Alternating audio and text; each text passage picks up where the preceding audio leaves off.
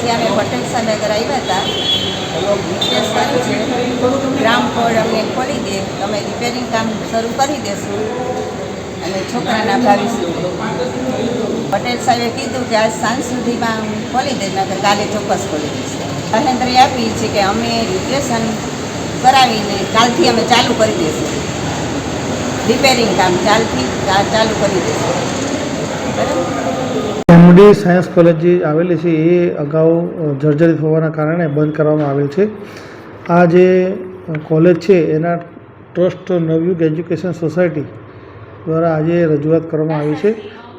એ અંતર્ગત તેઓ આ મકાન જે છે એમાં જે જર્જરિત ભાગો છે ઉતારી અને જરૂર જણાય તે નવા આરસીસી બીમ, સ્લેબ, કોલમ વગેરે નાખી અને પ્લાસ્ટર ચણતર વગેરે કામગીરી કરીને રિપેરિંગ કરવા માગે છે.